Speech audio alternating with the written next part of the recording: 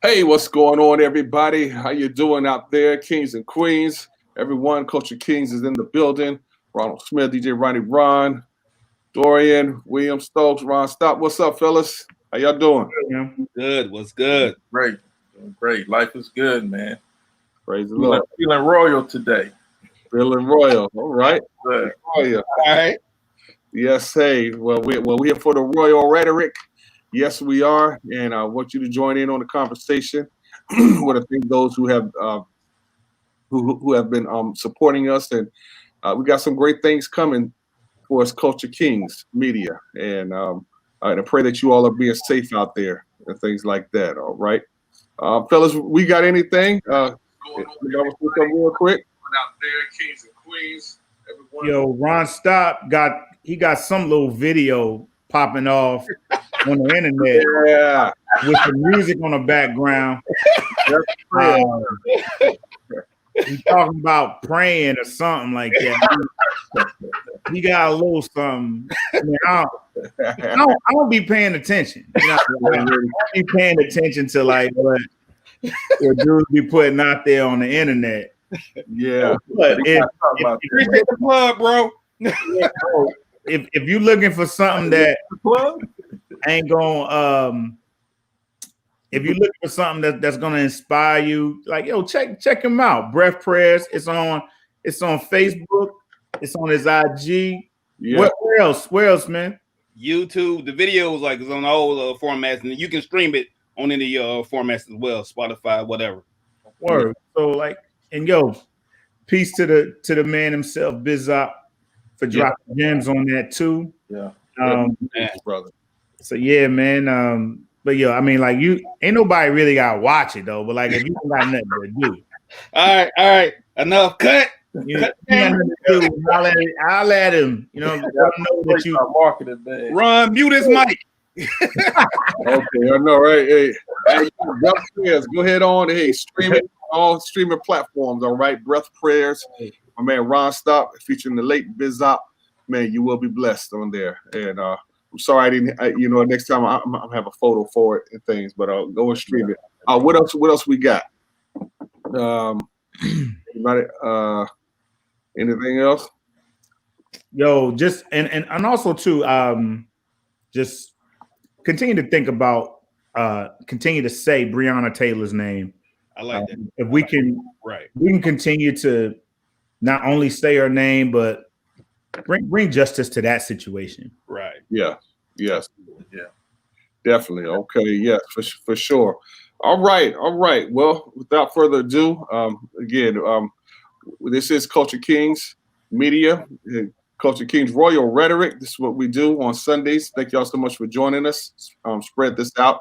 Our guest today is none other than Mr. Duane Morford, who's a former pastor and also an a justice minister, right? Right. Justice minister. Okay, awesome. So we want to welcome him to the Culture Kings platform. How you doing, sir? Hi, gentlemen. How you doing? I'm great. Good, and thanks for having me here tonight. Hey, thank you so much for coming and volunteering your time to come on with us. We thank God for you. So, man, I'm gonna turn it over to Dorian. So he's gonna start us off with this here. Right. Well, Duane and I are members of Christ Church, and this last Thursday we started a 4-week series on encountering racism, and it is a power-packed four sessions. First session again was done on Thursday, and Duane led the first one, and I learned a whole lot, but then I also there were a lot of things that I already knew. And so, Duane, if you could just, in your way, just kind of talk a little bit about the presentation. And then also too, we'll ask some other questions as we go. Sure. Well, thanks, and Dorian, appreciate it. And the reason I think, and I fully expected a lot of things that I said the other night were things that you would already know.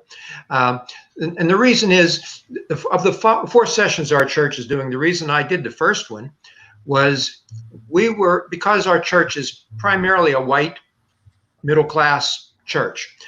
We have some black and brown members, but not a lot. And I was leading that session primarily as a white guy speaking to white people. I mean, sometimes you need to do it that way. Okay, you got to have kind of a peer-to-peer sort of a thing. And I spent the whole evening talking about that, trying to clarify some ideas and misunderstandings that people had about the whole concept of racism. And kind of maybe in a nutshell, I might say that there's a couple types essentially of racism, and one is the most common kind that a lot of people think of, and it's the guy who's full of hate, or the woman that uses all kind of obscenities and when she speaks of people of color, people that just have hate and disrespect in their hearts. Okay, and that's. And that has different degrees too. And so some people aren't obviously as hateful as others, but it's individual racism, I would call it. An individual feels a certain way. The other type is systemic racism, the policy racism, the one that is something that has been to the advantage of white people, primarily white people, for a very, very long time. In the United States, 400 years, okay? It's been 400 years ever since that first slave ship, landed on our shores. And since then, we've been in a position as white people that pretty much everywhere, whether it be in the South where there was slavery on plantations, or even in the North, the attitudes carried over, so that there were white people were the ones who made the decisions. And the decisions were rarely, almost never, for the advantage of the black person. I mean, they were all, and that was kind of the main theme that I wanted to get across the other night. And I spent the better part of an hour and a half just talking about that, using different kind of illustrations, talking a little bit about some of our history, and it's powerful. And it's something I think most white people just, first of all, probably never thought of it. When they do find themselves challenged to think about it, they have a hard time getting it, because the things you'll hear people say will be, well, okay, yeah, I know that was a long time ago, but this is now, okay, and then and I did everything I could to lift myself up by the bootstraps, and because I've lifted myself up, I'm okay. But now they can too. I mean, you'll hear that said a lot of times. And the thing is, it's sort of like, you're running a 100-yard dash, and one person starts at the 60-yard line or the 80-yard line, and telling the other people to catch up. Okay, right. It's really hard, and I don't think most white people think of it that way. Unfortunately, there's a lot of really good white people who don't get it, and they need someone to tell them and make them think about it. And as they do, I've been discovering more and more people are saying, oh yeah, okay, that makes sense. Okay. So that kind of thing has to carry over a little bit. And so just kind of to give a quick summary, that's kind of the summary, Dorian. That's kind of what I was spending most of the evening talking about. Okay. And I tried to be fairly blunt. I don't know how it came over across to you. You were. Okay. Yeah, you were. Yeah, I wasn't taking too many prisoners when I was right. But sometimes people just need shook up a little bit. And when we had some small groups talking afterwards, the reports I was getting from a lot of folks were that they were tuning in. So let me just, I can go into more specific details, but that's kind of a good start to tell you what I was talking about. Let me ask you something, Duane. how did you get started on this path? It's not like a common path for a white person, especially a white person of faith, to say, hey, I'm going to look at this racism thing through some honest lens. Yeah. That's good.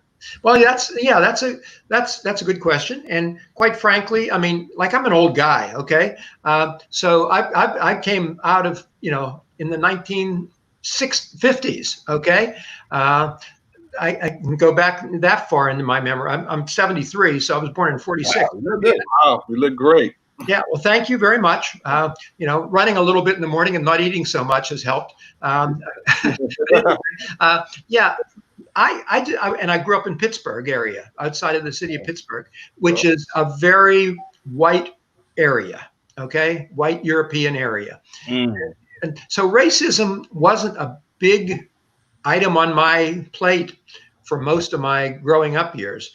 On the other hand, I didn't learn a lot of negatives about it, except I knew, when my dad was using words that I didn't want him to say, I would tell him, I said, "That's not nice, Dad," that kind of thing. Right. But, couldn't go very far. And then through college. And honestly, as a pastor, I was constantly being appointed to churches that were pretty much white churches. But when I was in seminary, this was from 68 to 71.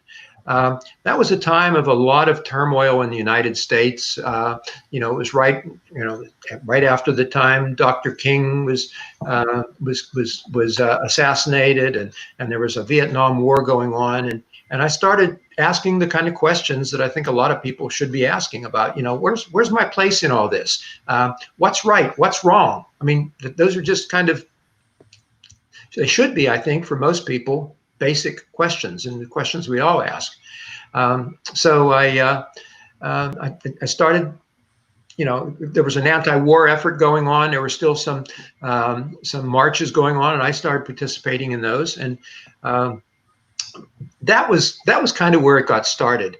Now, in all honesty, there weren't too many racial issues that I was facing directly while I was in the churches that I was serving. Most of them were very much like the kind of church Dorian and I are both in right now. But justice, right, became more of a passion for me. And it came in from different directions as well, from different opinions. I've never been a part of what they would call the evangelical right.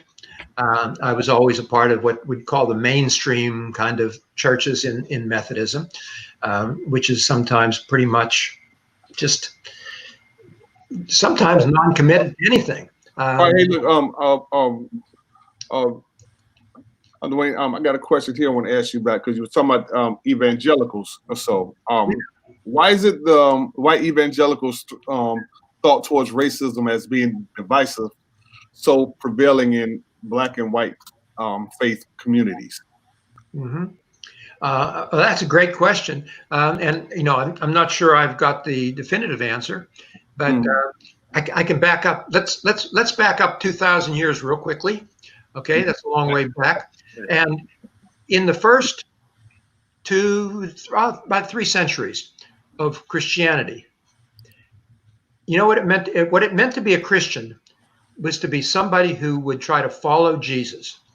It was to be a disciple. Discipleship was primary. But then a big change happened after we became institutionalized. Constantine, approved the church, and all of a sudden the church was part of the institution. And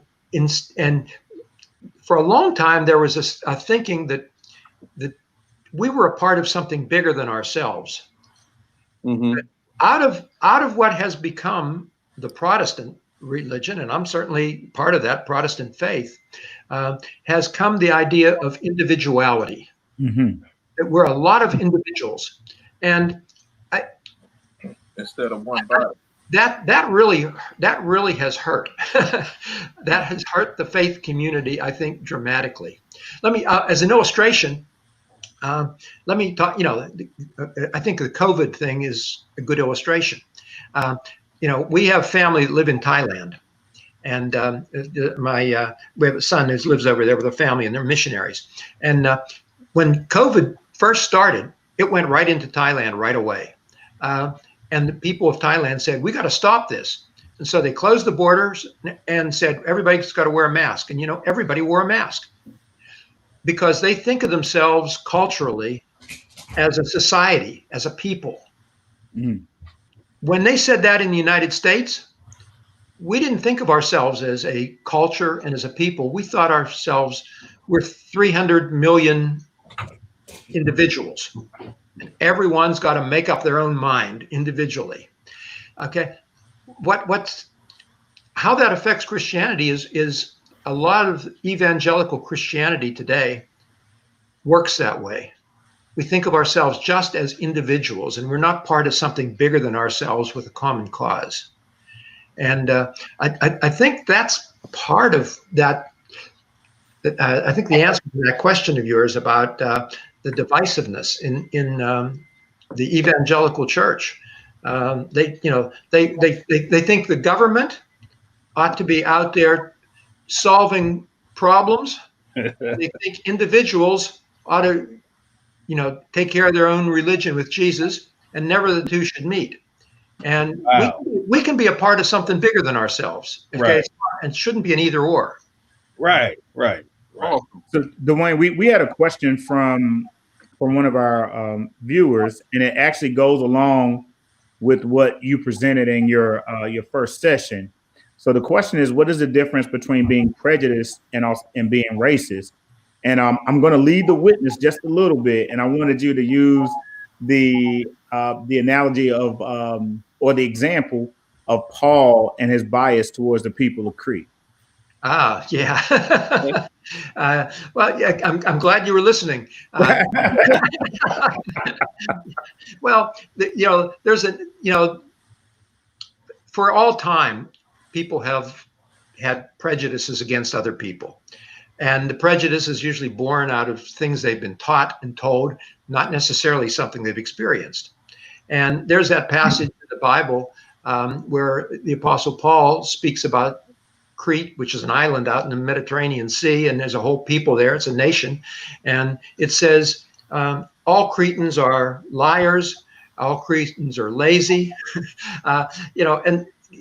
It's not possible for a whole nation to all be liars, all be lazy.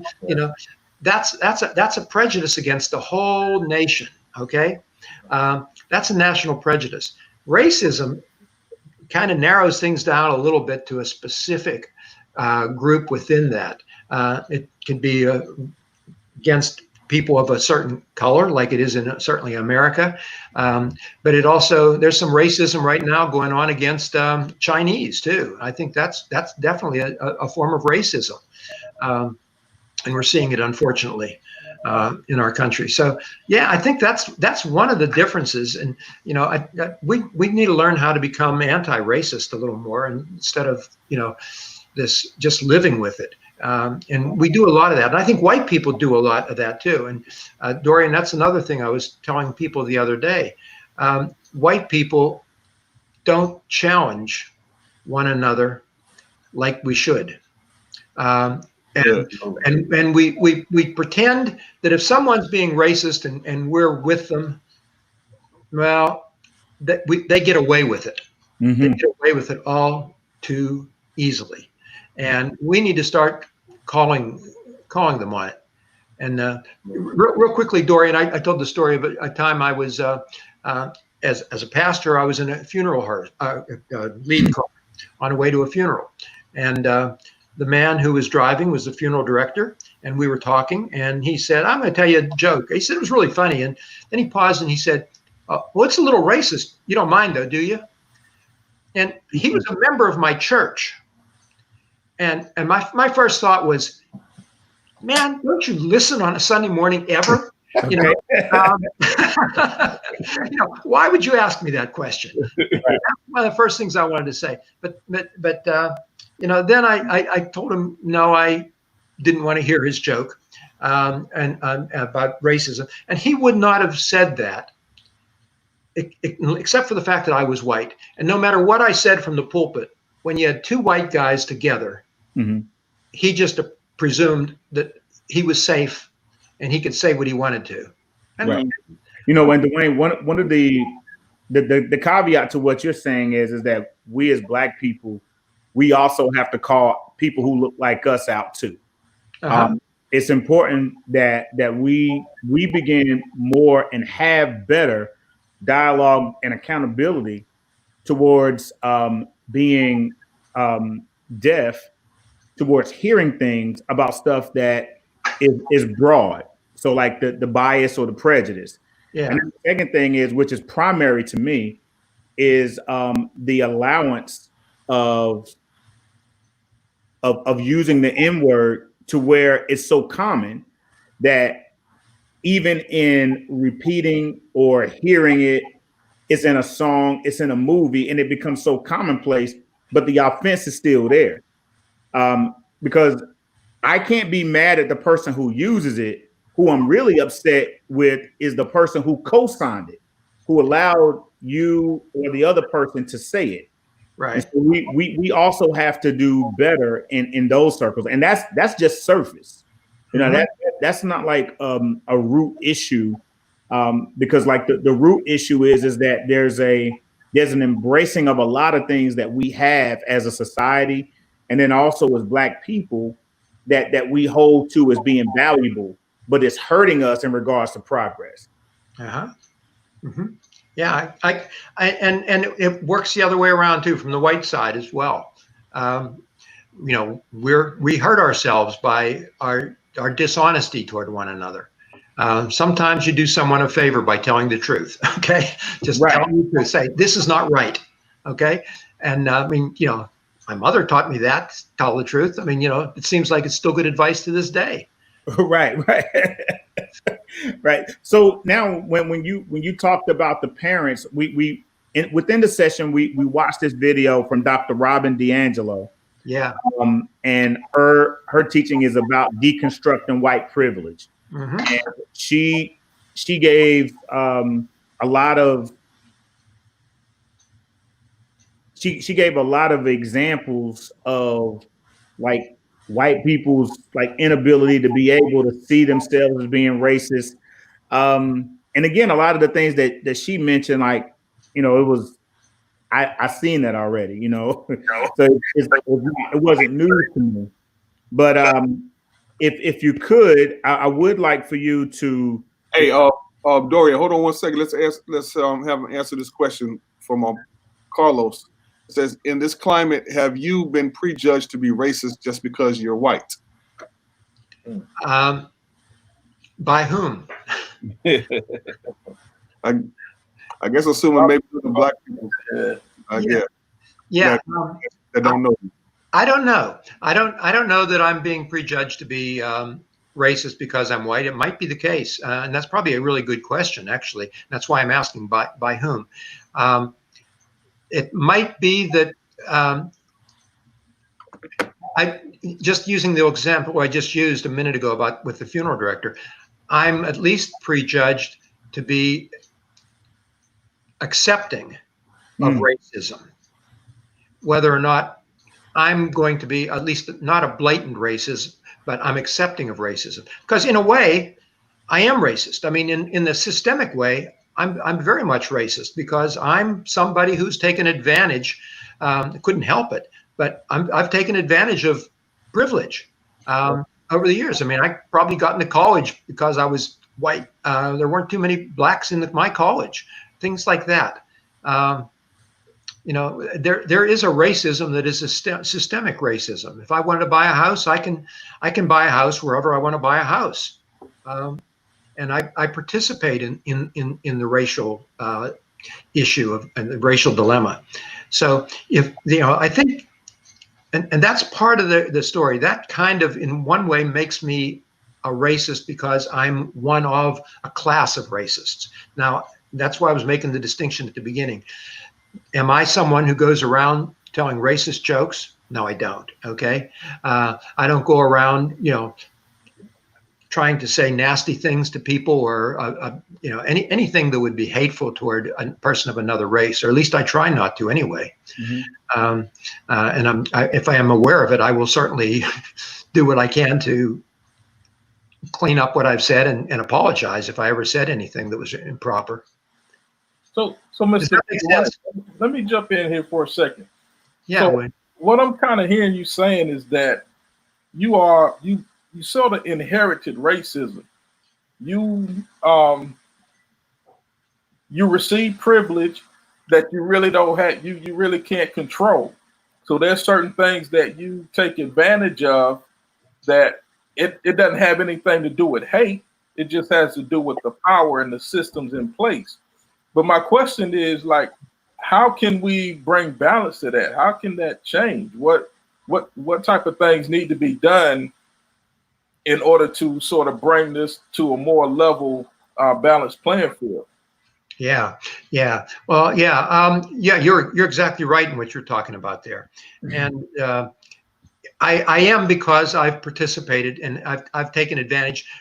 I couldn't help but take advantage of some of the things just because I'm born the way I am. And just because you guys can't help but being born African American. Okay. It's just the way it is. So my advantages have kind of been passed on to me. I was getting accepted in college even before I knew there was an advantage to it. I was getting jobs, appointments as in the church. I have a very good friend who's a pastor in Western Pennsylvania also. He's very competent, extremely intelligent. And yet they have found positions for him in the church, but oftentimes in terms of in the administrative leadership and so forth, because it was too hard to find the churches, the congregations who would take him. Okay. Wow. The congregations I was appointed to didn't have any problem taking me as a pastor. Some of them regretted it after the fact, I'm sure. And to get there, they didn't, I was just there. So it worked. Race worked in my favor and every other white person's favor. And many of them won't admit it, of course, because to admit it is going to be saying something that they don't have everything that they have because of their own qualities and so forth. And, and how the other part of the question, if I remember right, was what are we going to do about it? Right. And boy, that is a really hard question. And, there's a word I want to use. I'm not sure I should even use it because it's probably one of the most controversial words that can be used today. Reparations? No, that's not controversial. No, okay, I didn't think so. Okay, we can talk in a minute. We about to get a comment on that in 45 seconds. We're gonna get a comment on that in about 45 seconds. It'll be coming. Okay. Well, here's what my view is, and I'm not sure that I have the ultimate word on anything. Okay, I'm saying tonight this is all me speaking, but what I would say is, I'm someone who does believe in reparations, but I don't know that the answer is a check for $1 million ought to be written to every black man, woman, and child in America. I mean, I don't know that that's reparations. I think reparations are when you start looking at the way to fix the problem through the systems, through the laws, through the communities, through the schools. We've had some bad schools in Greensboro, and they end up being closed just because they haven't had the support.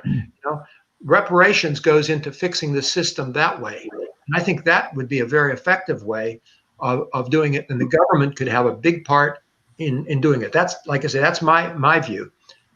Well, it's interesting that you said that about reparations, because I had a conversation with a friend of mine last week, and one of the things that she mentioned was that the wage gap would be so, as you mentioned earlier, you were talking about starting at the 80-yard line and then looking at somebody who's starting at the other end zone trying to catch up.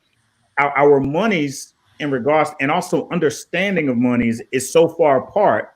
So if there's a way to actually know which families or persons have a direct line of slavery in order to receive those financial benefits, and it would also help to increase, 400. You mentioned 400 years. That's a heck of a head start. Yeah, that's a long head start, isn't it? Yeah, it's a long head start for a lot of families who have not benefited from the financial institution of the government of being able to support themselves. When we talk about Black Wall Street, for example, or then you just talk about industry when slavery which was cotton, and all that money that was generated did not go to those people who were working. Mm-hmm. And so now when they leave the South and they go to the North, here it is, they got to start all over with nothing.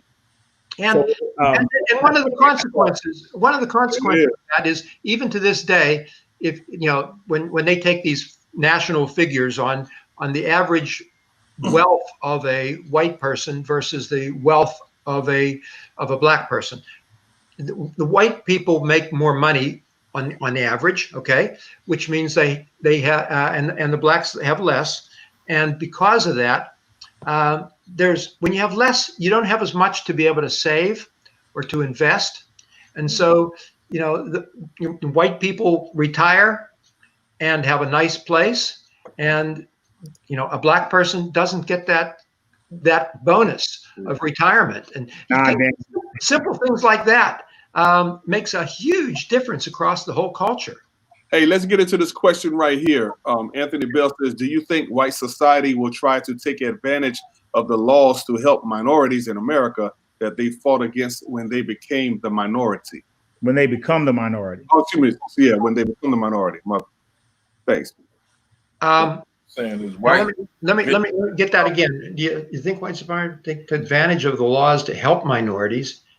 Well, sure. It's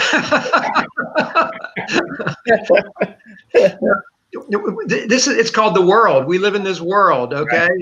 It's a world of greed. It's a world where there's sin. I mean, that kind of thing.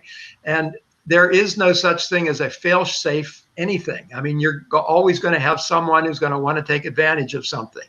Right. And how do you get through it? I don't know. But you have to, somewhere along the line, you have to start and you have to try as opposed to not trying.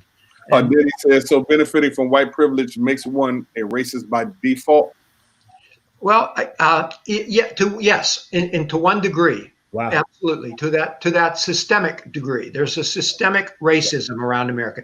And, again, it's a description of what a racist is. There's that individual. It doesn't mean that as an individual, you hate your neighbor because of their color, but it does mean that because of your race, you have had an advantage, okay? And that's a form of a racism. It's a systemic racism. And then there's policy racisms, where the policies of the government have allowed for advantages to one group over another. And it certainly has been to Black people. It certainly affects brown people, as well. From the Latinx areas. Mm-hmm.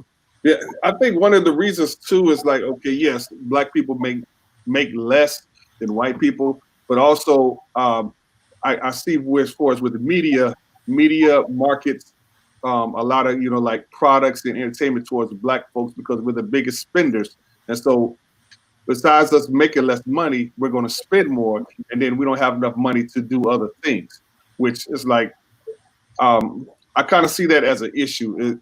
If that being done purposely, or is it just plain consumerism?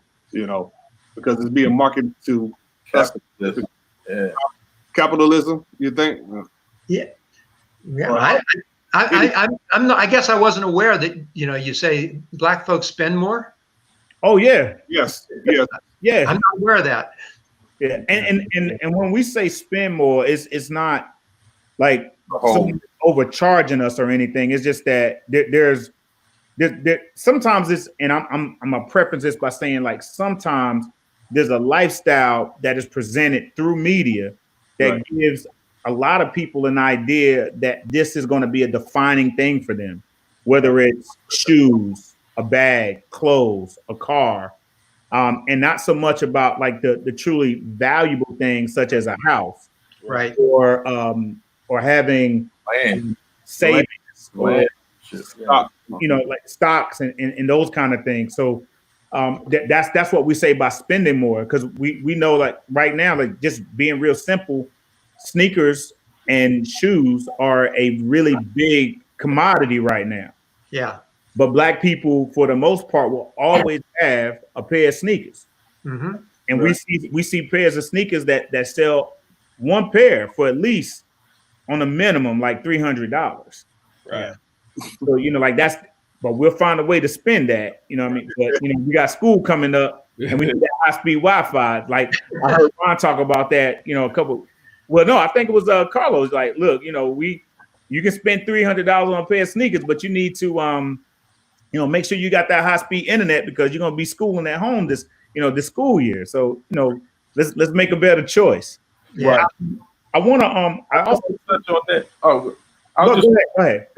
The shoe thing, like just to show the difference in the mentality, and this is more of a blanket statement, not towards everyone, but a Black person will buy Nikes, but a white person will focus on buying Nike stock, and it's a difference in the mentality. So it goes back to what we're being taught: financial literacy, what true value is. Once you take those sneakers out the store and you put them on your feet, once they hit the ground, they're basically useless to a degree. But yet Nike stock can kind of continue going up in value. Yeah. And put it in perspective, though, Storm, that's not always just a black and white thing. That's a culture thing, right? It's a culture thing, right? Yes. You can find, the trailer park will assimilate the projects. You know what I'm saying? It's a culture. If you don't have the knowledge and understanding of what you're spending your money on, I think it's a common thing in America, period, because America sells appearance. It sells the appearance of success. And so that's why they market products to us. Like, okay, if I can wear the same suit and shoes that Jay-Z wears, then I kind of feel like I'm operating on the same level as Jay-Z. But Jay-Z is invested in businesses and in stocks and other avenues of bringing in income, and for whatever reason, I might not see that part. Yeah. I'm just full of, as long as I can look like I'm successful rather than actually be successful and have something to leave that's valuable and essential to my kids, and they can leave to their kids. Sure. And that's cultural. You're right. But it's also just human too, to some degree. I mean, every human being does some of that kind of thing. When you're even a little kid, you want to have the right kind of jacket on, or the right kind of toy. I mean, the right baby doll for a little girl. That kind of thing. And advertising does it, and our culture is very consumerist culture. And it does carry over, to go back to the very first beginning of our conversation, into the churches. And our churches have been consumer churches in a lot of different ways of trying to set up our facilities beautifully. And a lot of people, every pastor knows, I mean, there's you want to get people in your church, you don't start with something that doesn't look nice. People will go to the one that looks nice. If there's two churches equal in all ways, except one church is prettier, one church has better cribs in the nursery. I mean, guess every parent's going to want to go to that one, Basketball gym, different things like that. Sure. That definitely has me sold. Hey, Duane, I wanted to go back to something you mentioned earlier about how you grew up. You kind of grew up in the communities. You said mostly a white European community, so you was kind of isolated from most of the racial conflict, correct? Yeah, I didn't really know there was much racial conflict as a kid. Right. I mean, I really didn't. I mean, it was my neighbors were, I always thought it was very inclusive, because we had Catholics and we had Hungarians and we had Polish people and Italians, that kind of thing. That was the inclusivity when I was a kid. Okay. I wanted to mention that because James Lowen, he wrote this book called Sundown Towns. Very good book, white guy. And he breaks down a lot of the systemic racism that we have here in America. And one of the things he pointed out was how there are a group of white Americans that grew up so isolated from the black communities through segregation and other avenues that they don't feel like they racist, but they've never really had any opportunity to be so. You know what I'm saying? Like, they don't have any reason to come into contact with the black communities. They go to the top level schools, they went to private schools growing up, and so they just have these isolated communities. So if you was to ask them, they'd be like, well, I'm not racist, but in honesty, they've never really had the opportunity to put that into play. You know what I'm saying? It's like they've been protected or sheltered from that. And so then all they have is the stereotypes that they've been told or what the media projects about what black people are, because they have limited encounters. That's why I'm kind of, I'm amazed that you was able, even through your upbringing, to still look at some things and say, hey, something's not right here. Well, there's two levels of what you're talking about. One is kind of like that upper class group that has the really nice houses, and the ones that live in southern Connecticut and commute back and forth to New York, that kind of thing. Okay, but then there's also a whole group, and maybe I kind of know this more on reflection than at the time. I didn't realize it at the time, but my community was definitely working class. I mean, I saw the guys walking to the mill, steel mills, glass company, things like that, carrying lunch pails every morning. And I did it myself for a while. And we just kind of got along. We didn't, I'm not sure I understood the racism of the time, except I knew there was a great deal of separateness, because the black people in my town all attended this one church that was black. Called Vermont Baptist was the name of it. And, that's the church they attended. And I didn't. I attended a Methodist church. On the other hand, the Catholic people wouldn't come into my church. I didn't go to theirs. I mean, everything was very separated, but yet we could talk to one another when we were on the street, when we, encountered one another. We got along that way. Right. Hey, Duane, I want to take this question from Anthony. He has a good question here. It says, do you think reparations for blacks should be given like it was for the Japanese, or in free higher education, 0% interest rates for the first 5 to 7 years of small business loans and home ownership? Whoa, that's that I think answering that question's above my pay grade. It's a good question, very good one, man. It's a great question, but I do think it does fall into line with what I was saying, that reparations should not just be by writing checks to people, and a lot of times reparations sounds that way. That's why I think a lot of people are against it. Many people are anyway. But I think if the Japanese did that, and I wasn't aware of that, but it sure sounds good. Higher education, 0% rates, absolutely. Those kind of things to help people catch up, to help us get on to the same plane economically, and culturally. There are cultural differences, and many of those cultural differences, I don't know who wants to change them. I mean, I appreciate some of my cultural backgrounds, and I'm sure each one of you have your own things that you're really proud of in your own cultural backgrounds. It just happens that way. Okay. My aunt, my mother was, my grandparents on my mother's side were both born in Italy. Okay. Came here from northern Italy. Which, but I remember one time one of my aunts was talking, and I said, and she was talking about somebody, and she was speaking pretty negatively. She didn't like him about it. And I said, Agnes, I said, but that's an Italian, thinking, okay, I'm going to try to pull her over here to be nice. And she said, nah, they're the green people. And I said, what? I didn't even get it at first. I said, what are you talking about, the green people? Well, there were the northern Italians didn't like the southern Italians, because the northern ones were the more European, and the ones down in the south have the olive skin. And I thought, oh, come on, where does this come from? So there was like a national Hatfields and McCoys that yeah. That's is good illustration. I want to kind of piggyback off of what you said in regards to reparations and programs.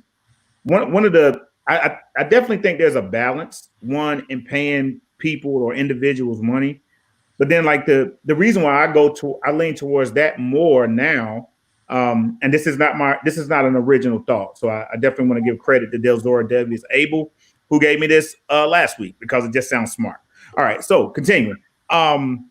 One of the things is like when you do programs, that money goes to the program itself, and it doesn't necessarily spread out into the community. Right. So like if it's a Y program, for example, it's going to pay staff, but it's not really going to impact the actual communities to which those people come to the actual program itself. And so that's where I feel like the balance, actually now kind of hearing what you're saying now, where that balance is, where we definitely need stimulus. Right. We also need programs. But we can't, I definitely don't see it working if it's either or. And I know that there's a lot of backlash for giving out cash, because there's a lot of abuse. We see even in government funding, for people who receive government assistance, there's a lot of abuse that goes that way. I mean, we're seeing it now, even with short-term disability, when people can work and they're choosing not to. Right. So again, like there's that balance on that.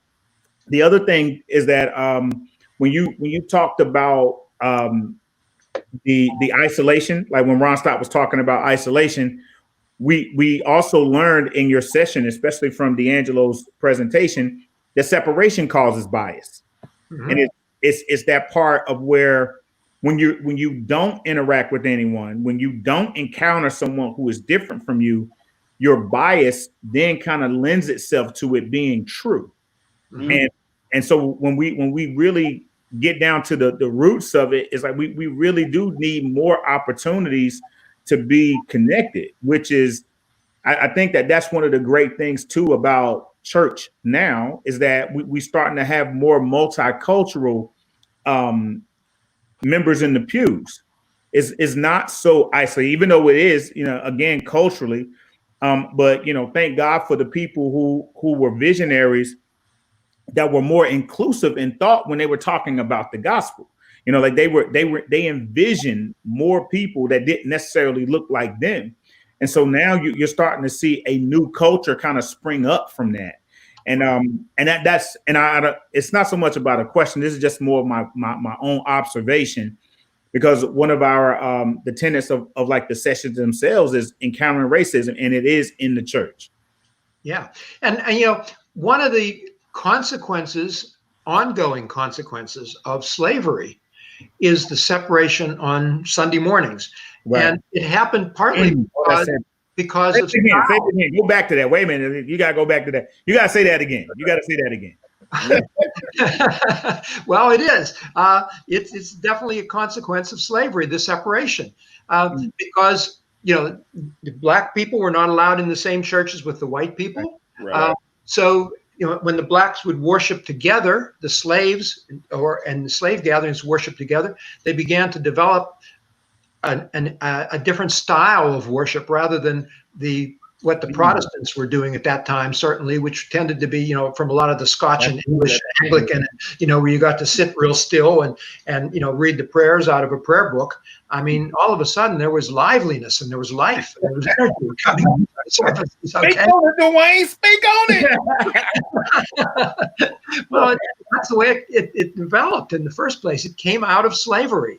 And it's still happening to this day. And so it becomes now there's a cultural separation that goes on that's not intended to be, judgmental. In most cases, I don't think anyway. I don't feel any judgments on there. And I don't think most blacks feel judgment against me just because I worship in a different hymn or something. But it is a style. I mean, our women don't wear big hats, right. And they don't dance in the aisle that often. Okay. Hey, look, the way we got, you have 4 minutes left because you have to go out soon. Is there any other questions? Anybody? Well, I guess want you to get out your main point, what it is that you want the people to know out there. And fellas, if y'all got any questions or so, like I say, yes, 4 minutes. Let me get some last word then. I did want him to touch on this one word or this one phrase and sort of get your definition on it. We've been hearing the phrase of white fragility. Uh-huh. And I'm just wondering from your perspective, like when I hear that word, that phrase, I would think as a white person, it would be a little offensive to me because when you think of something being fragile, it's more like weak or easy to break, things like that. But that word has been sort of going around here a lot more lately. I just wanted to know your thoughts on it, or if you have any thoughts on it. Yeah, well, I've got thoughts on everything. I may not be right, but I've got a thought on it. Well, the person that was just quoted here by Dorian a little bit ago, Robin DiAngelo, is the one that came up with that term, and I recommend Google white fragility, and she's got some videos online that are really terrific. And she's done a great job on it. And what she's trying to communicate is that white people, because of that systemic racism, are incredibly fragile in their security, or in insecurity, rather, I should say, in their insecurity of their place.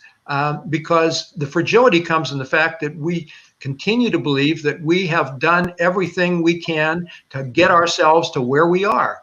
And the fragility is that, there's a bunch of China dolls out there, okay? And we're quite breakable.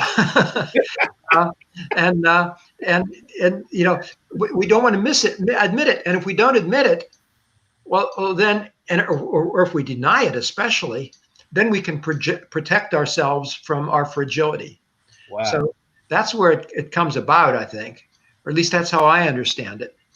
And one of the images that she uses, and if you ever read any of her books or watch her videos, you'll see it. Is she keeps talking about this image of the like the pier that goes out over the water, right. And she says, there's what you see that's up on the top of the surface, okay, and all that stuff that goes on. But she says then use the image of all these pillars that are down in the water that's stuck in there that holds it up and supports it.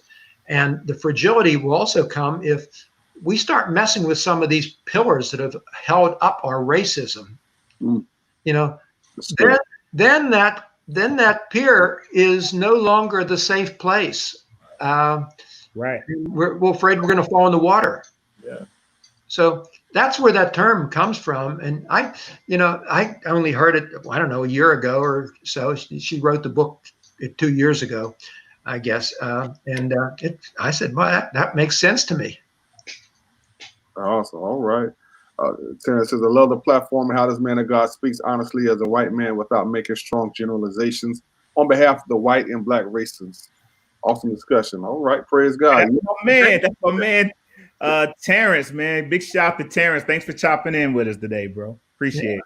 Yeah. And thanks for that.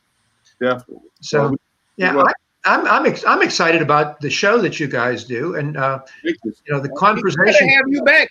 Yeah, for sure. We just scratched the surface, man. We got to bring you back. Well, maybe I said everything I know now. I don't know.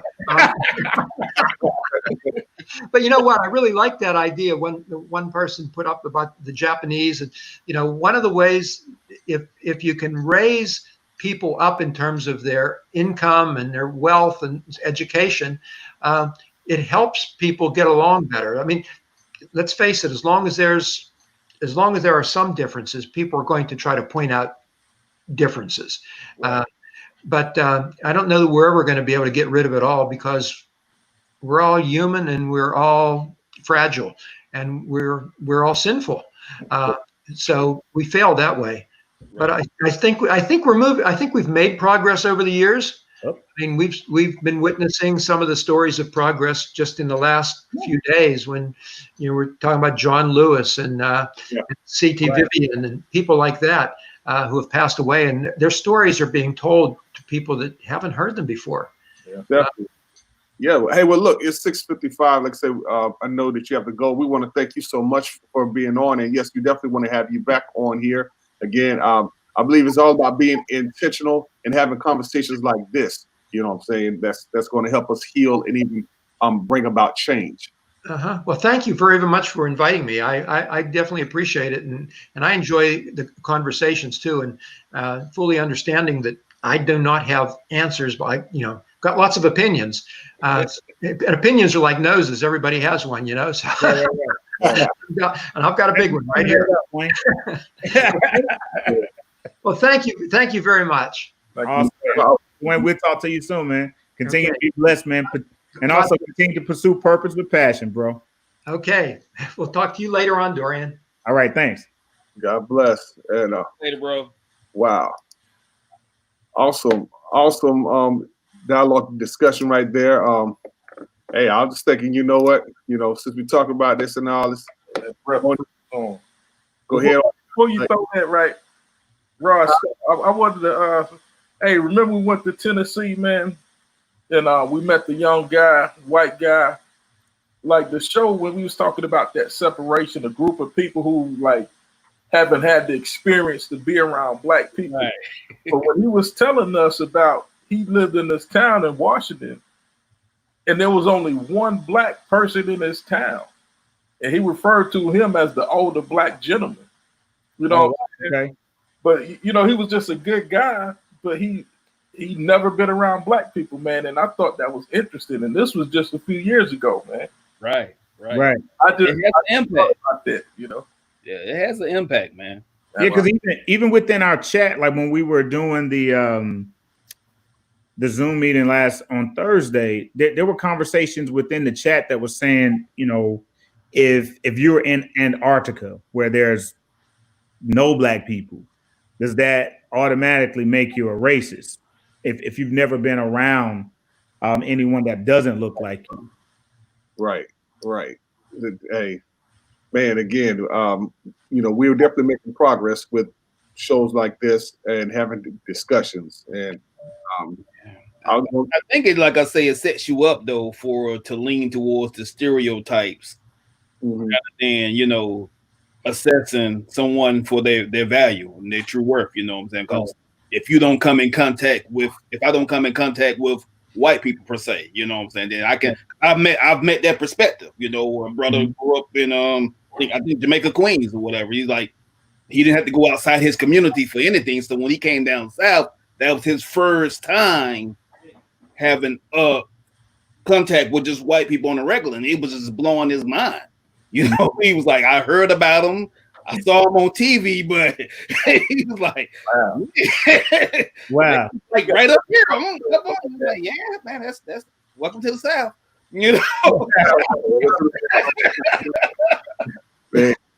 Well, hey, look, y'all, we want to thank y'all so much for joining us. Again, we're gonna put the show on podcast or Spotify, Apple Music, whatever if you want to check it out again. All right. Well, again, thank y'all so much for rocking with us. You all are culture kings out there. Thank you so much, Terrence and Anthony Bell, Danny. Yes, thank y'all so much for Neighbors for life. You dropped some jewels on there. I appreciate it, neighbor. Hey, yeah, for sure. Yeah, man, that was really good. And all right. Hey, well, next Sunday, 6:00, we'll have another good one. Join the page yet? Go ahead and join our page on Facebook, Culture Kings.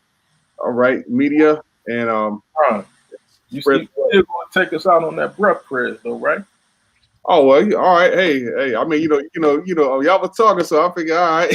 Hey, let me drop this jewel first before you drop them gems. You know what I mean? Yeah. Drop this down.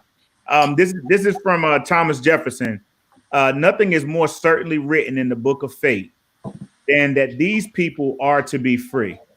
Nor is it less certain that the two races, equally free, cannot be in the same government. Nature, habit, opinion have drawn indelible lines of distinction between them. Wow. And that's from Thomas Jefferson. Wow. Yeah, I saw that earlier this week. Wow. Oh, hey, well, look, hey, you all be blessed. Stay safe out there. Again, Anthony Bell says it with the college in Kansas. The white kids said that they didn't see a black person in their city until athletes start coming to the school. They only saw blacks on TV. Wow. It's Scary. yeah, that is yeah, definitely. Hey, look, go and stream. Hey, go and stream the song right here. Go check out the video. Breath Prayers. We're gonna leave y'all with this video. God bless you. But Ron stopped in the late Bizop. Rest in peace. Rest in peace, Biz. Rest in power, Biz. Power. Yes. God bless.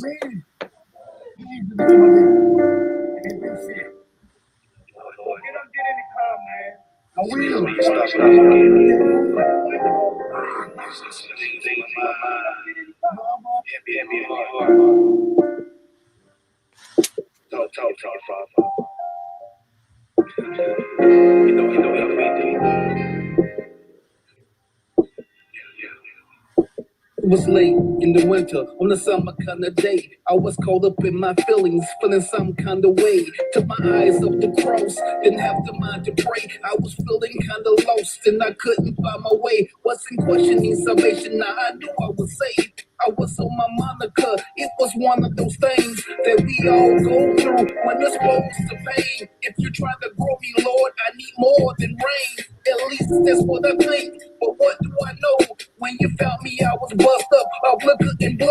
With a heart drowning in tears that you come to the flow. Can you give the highest praise when you're feeling so low? And you're rolling in frustration and there's bruising your soul. And while you earthen vessels often wrestle with the truth, like big trees growing leaves, what's up, I'm very true.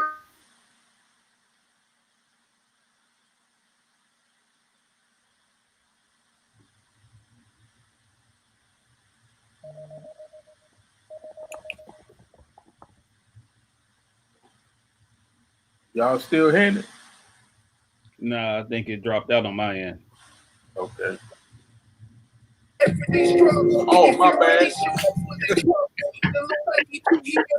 My bad. Did he do the self slap?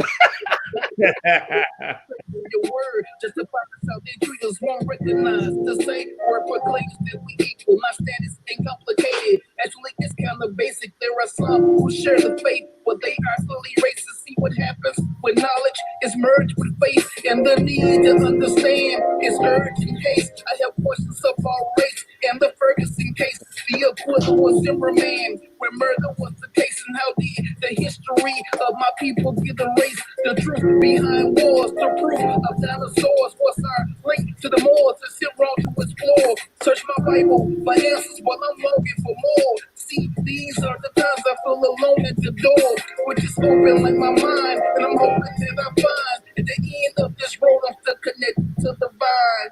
You see my tears with my eyes to water. You hear my cries when my mouth is muzzled.